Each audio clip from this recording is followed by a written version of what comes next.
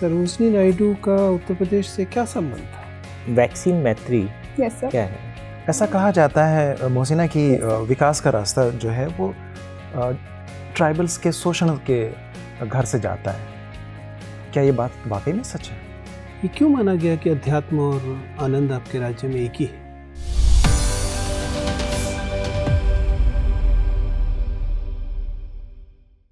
मैं कम इन सर? जी आइए। Good evening sir. Good evening, evening, sir. Please take your seat. Thank you sir. आप मोहसिना बानो। जी सर। मोहसिना, आपने हिंदी माध्यम चुना है साक्षात्कार के लिए, सहज है हिंदी में? यस सर, मैं कंफर्टेबल हूँ। चलिए फिर बातचीत शुरू करते हैं। मैं चाहता हूँ कि आप अपने बारे में हमें कुछ बताएं। कोशिश करें कि आप अपना नाम ना दोहराएं, अपनी sir. जाति धर्म संप्रदाय का उल्लेख ना करें। सर, मैंने अपनी ग्रेजुएशन ईयर 2019 में बैचलर ऑफ साइंस से कंप्लीट की है। मेरा ऑप्शनल सोशियोलॉजी है एंड मेरी हॉबी डायरी राइटिंग है। तो आपने 2019 में ही ग्रेजुएशन किया यस है? सर। पोस्ट ग्रेजुएशन किया या नहीं? सर, मैं अभी कर रही हूँ इग्नू से मास्टर्स सोशियोलॉजी में। सोशियोलॉजी में मास्टर्स sir. कर रही हैं। मैं देख पा रहा हूँ कि आप सरोजनी नायडू कॉलेज से पढ़ी हैं। यस। सरोजनी नायडू का उत्तर प्रदेश से क्या संबंध था? सर, वो सरोजनी नायडू उत्तर प्रदेश की फर्स्ट गवर्नर रही हैं। उत्तर प्रदेश था उस समय या किसी और राज्य की थी? सर, सरोजनी नायडू उत्तर प्रदेश तब था। उस समय उत्तर प्रदेश था या इस राज्य का कुछ और नाम था? जैसे उस टाइम यूनाइटेड प्रोविंसेस नाम था। मुझे बताइए कि यूनाइटेड प्रोविंस की बाउंड्री क्या थी और उत्तर प्रदेश बनाते समय क्या बाउंड्रीज बदली गई या वो वही रही? सर, उस टाइम पे उत्तराखंड भी उत्तर प्रदेश का पार्ट हुआ करता था। मैं यूनाइटेड प्रोविंस के समय की बात कर रहा हूँ। सर, मैं एक्चुअली उसके बारे में इतना अवेयर नहीं हूँ। सरोजनी नायडू के बारे में तो आपको कॉलेज में बार बार बताया गया होगा, वहाँ पर नोटिस भी लगा हुआ होगा। मुझे बताइए किस राज्य से थी वो?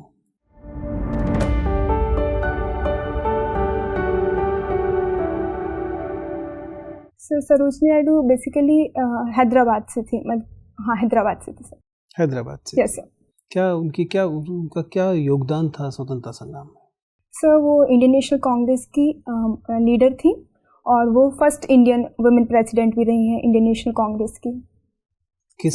किस अधिवेशन में वे अध्यक्ष बनी थी? सर, एक्चुअली एग्जैक्टली मुझे ईयर याद है बट वो याद नहीं प्लेस कहाँ था।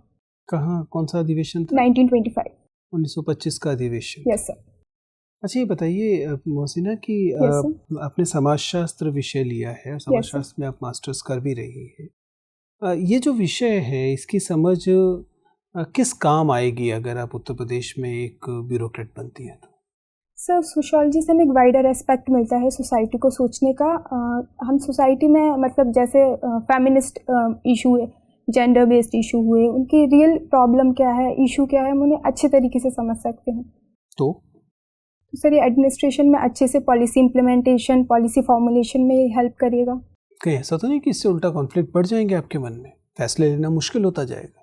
आमतौर पर माना जाता है कि एडमिनिस्ट्रेटर जब किसी चीज़ के बारे में ज़्यादा गहराई से जानता है यस सर, तो कई बार उसका निर्णय जो है वो प्रभावित हो जाता है और उसका निर्णय उतना सटीक नहीं रह जाता। इसीलिए जर्नलिस्ट एडमिनिस्ट्रेशन दिया गया पूरे देश को बजाय स्पेशलिस्ट एडमिनिस्ट्रेशन देने के, क्योंकि स्पेशलिस्ट जो है वो गहराई से सोचते हैं और अंततः फैसले नहीं ले पाते।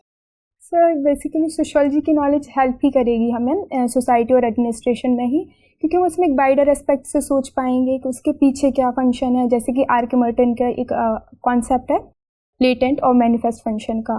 मतलब अगर हम मैनिफेस्ट फंक्शन सोचेंगे तो हमें सामने जो पॉलिसी है उसके क्या परिणाम हैं वो दिखेंगे, लेकिन अगर हम उसके लेटेंट फंक्शन देखेंगे तो वो हमें पता चलेंगे। आपने अभी फेमिनिज्म की बात की थी। Yes sir. अक्सर इंडियन फेमिनिज्म और वेस्टर्न फेमिनिज्म इन कॉन्सेप्ट्स को दिया जाता है। Yes sir. जो बहुत सारे विचारकों को लगता है कि एक फर्जी किस्म की हदबंदी है, क्योंकि स्त्री तो पूरी दुनिया में स्त्रियां ही हैं। क्या वास्तव में भारतीय स्त्रीवाद नाम की कोई अलग से स्त्रीवादी शाखा है या यह वाकई एक फर्जी वर्गीकरण है? सर, ये फर्जी वर्गीकरण तो बिल्कुल भी नहीं है।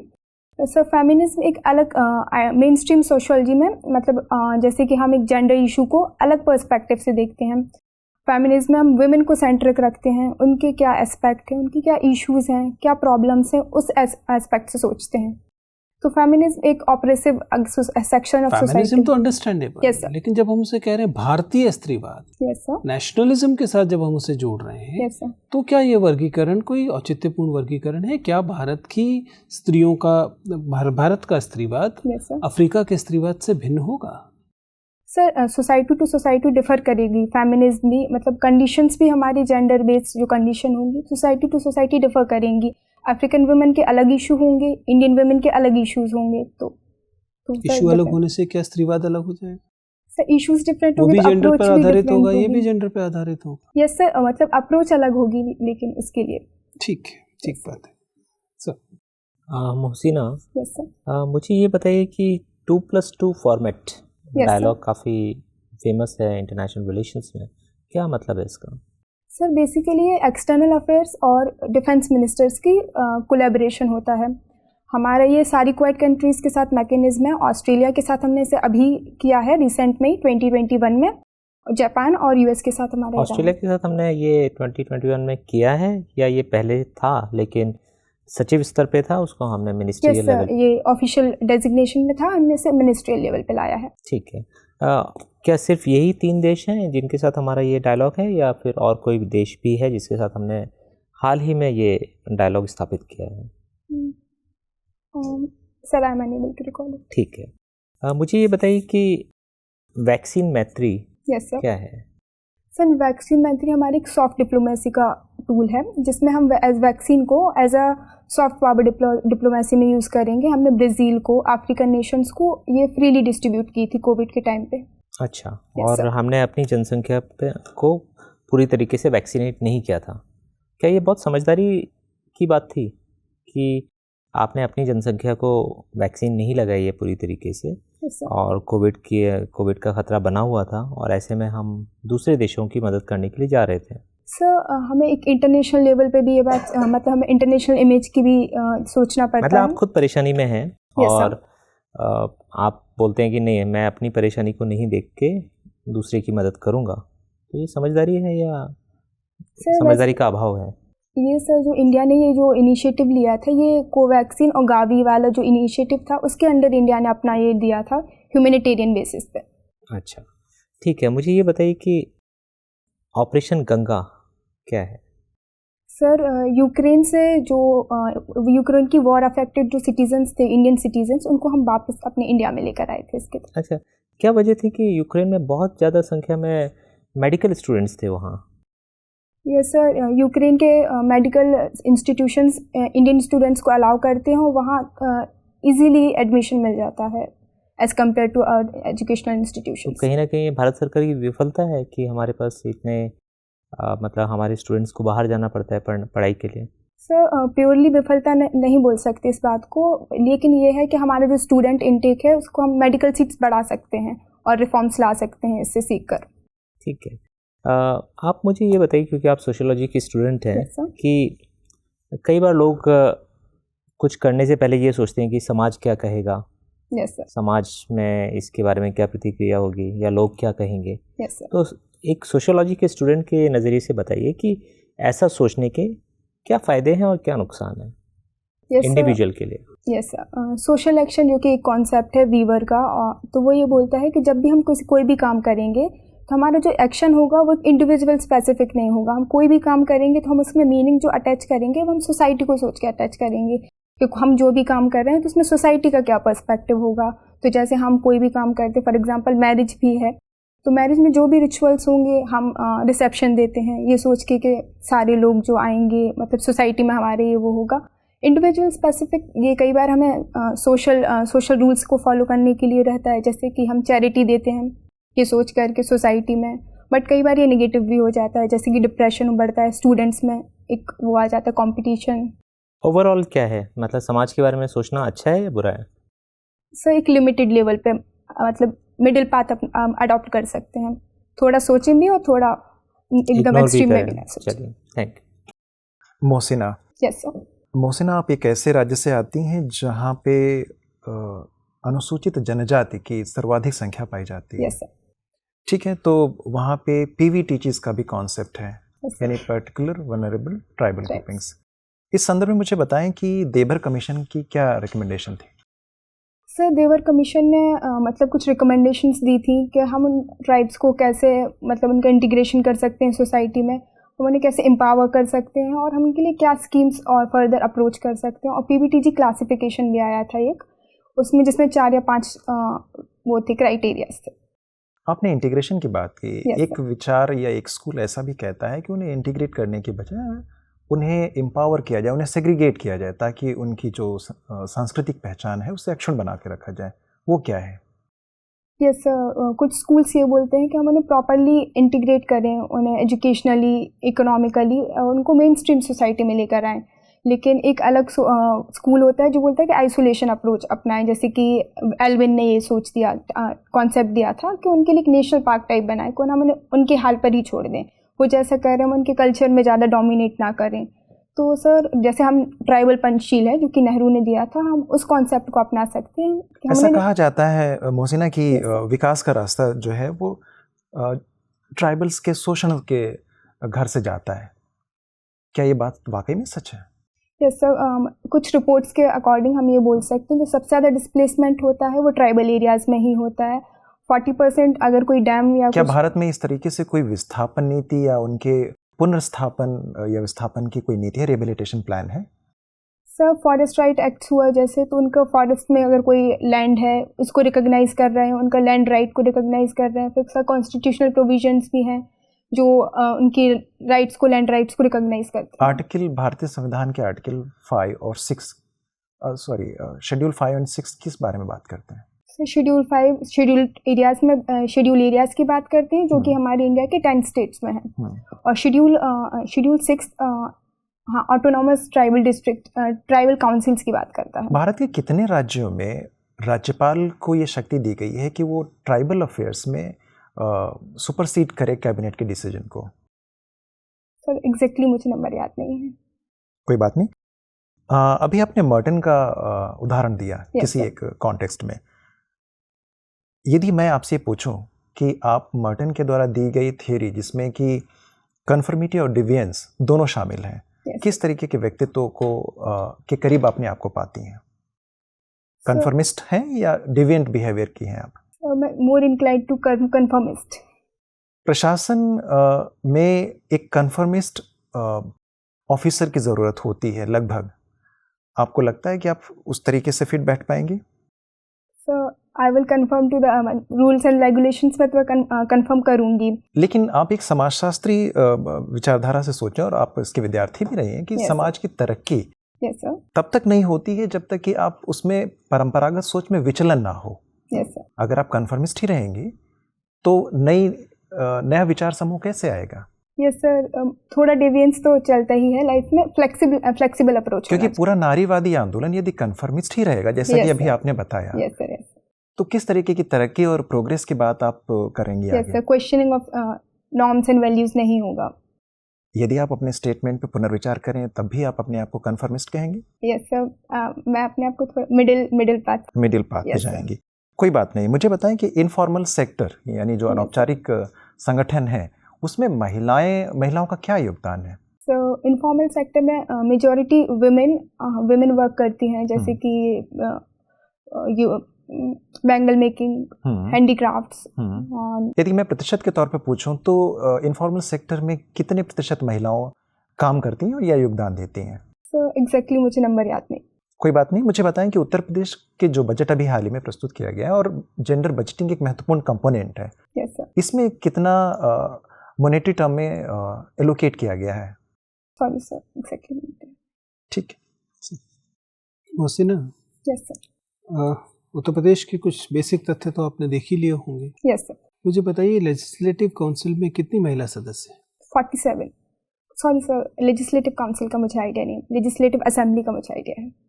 आप तो मध्य प्रदेश से आती हैं। मध्य प्रदेश में एक बाकायदा हैप्पीनेस डिपार्टमेंट, आनंद विभाग बनाया गया था, जो अभी भी है या हटा दिया गया?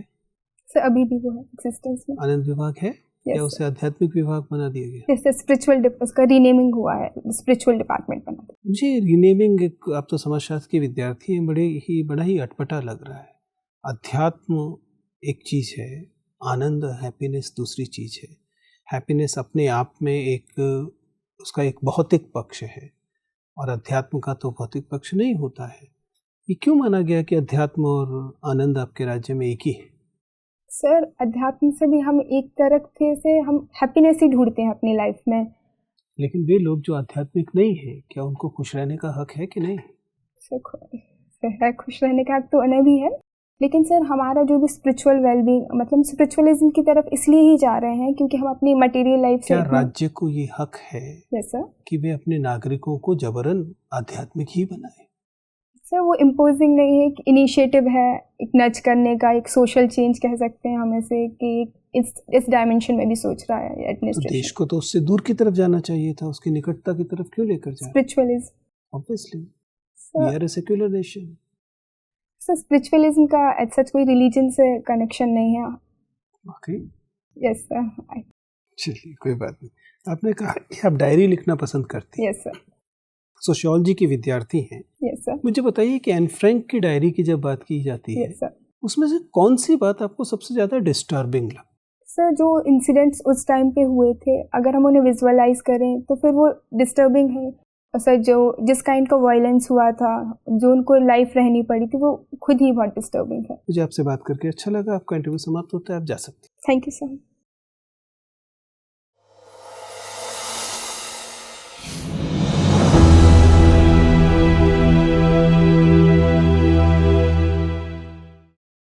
बैठिए मसीना।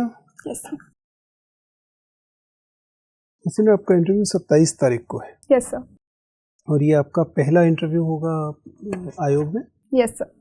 क्या लग रहा है आपको? आपका आज के जो प्रदर्शन है, आपकी जो परफॉर्मेंस आज है, आप उससे प्रसन्न हैं या आपको लगता है कि नहीं कुछ एरिया ऐसे रह गए हैं जिनमें आप कुछ काम करेंगे? यस सर, थोड़ा फैक्ट बेस्ड, यूपी का फैक्ट बेस्ड पे मुझे वर्क करने की ज़रूरत है। थोड़ा सा ओपिनियन बेस्ड क्वेश्चन में भी मुझे लगता है थोड़ा होता है।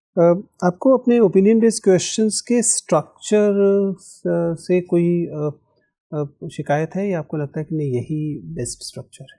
सर, आप बताएंगे ये बात तो मुझे भी कुछ आइडिया नहीं।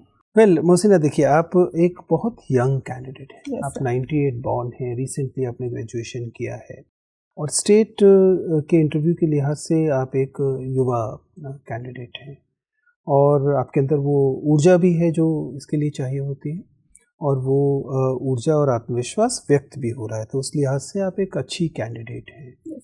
और नॉलेज बेस भी आपका डेफिनेटली अच्छा है। गोइंग बाय योर एज तो बहुत अच्छा है, लेकिन सामान्यतः कुल मिलाकर भी बहुत अच्छा है। मैं अभी आपकी अपीयरेंस पर कमेंट नहीं कर रहा हूँ क्योंकि मैं उम्मीद कर रहा हूँ कि आप ये पहनकर नहीं जा रही होंगी, लेकिन उस दिन की का जो मतलब उस ओकेज़न के लिए अप्रोप्रिएट ड्रेस पहनकर आप जाइएगा, ठीक है? कुल मिला के आपका कॉन्फिडेंस अच्छा है, एंट्री अच्छी है, बैठने का तरीका ठीक है, वॉइस लेवल अच्छा है। एक आध जगह पे कभी कभी थोड़ी सी स्पीड ज़्यादा लगती है, लेकिन सामान्यतः ठीक है। थोड़ा सा एक आध जगह पे ये भी हो सकता है कि थोड़ा सा और लाउड हो सकती है, लेकिन ऐसे भी मतलब वॉल्यूम थोड़ा सा बढ़ सकता है, लेकिन ऐसे भी आप साफ सुनाई दे रही हैं। वॉइस क्लैरिटी का कोई इशू नहीं है, समझने में कोई परेशानी नहीं है। एक आध जगह पर आई कांटेक्ट जिस समय आप मेंबर से बात कर रहे होती हैं तो सोचते समय आप ऊपर देखना शुरू करते हैं, अवॉइड किया जा सकता है। हम लोग नॉर्मली कहते हैं कि या तो मेंबर की तरफ देख के बात कीजिए, और अगर आपको आई कांटेक्ट तोड़ना ही पड़ रहा है तो नीचे देखिए, ऊपर मत देखिए। ऊपर देखना ऐसा लगता है जैसे कि मैन्युफैक्चरिंग स्ट्रक्चर हो रहा है, ठीक है ना, तो उसे आप अवॉइड कर सकते हैं, but otherwise it's very very good. Overall your communication is very good. On the structure part, क्योंकि आपका आत्मविश्वास बहुत अच्छा है और आप खुलकर बातचीत कर पा रही हैं, इसका लाभ आपको मिलेगा। उसका एक थोड़ा सा फॉल आउट ये हो रहा है कि किसी किसी जगह पर आप स्ट्रक्चर में दो चीज़ों को, एक तो कभी कभी जैसे मान लीजिए आपको एग्जाम्पल प्रश्न शुरू किया, थ्योरेटिकल प्रश्न है और उसमें बीच में एग्जाम्पल आ रहा है, या फिर आप कभी किसी को कोट करने की कोशिश कर रही हैं, किसी मान लीजिए आप किसी चिंतक का उदाहरण देना चाह रहे हैं, उससे उदाहरण दे रहे हैं। मुझे लगता है कि उनको लेकर आपके मन में कोई तय स्ट्रक्चर नहीं है, तो जिस वजह से क्या हो रहा है कि आंसर शुरू हो रहा है, फिर अचानक उसमें कोई एग्जाम्पल आ जा रही है, फिर वो डिसिपेट हो जा रहा है।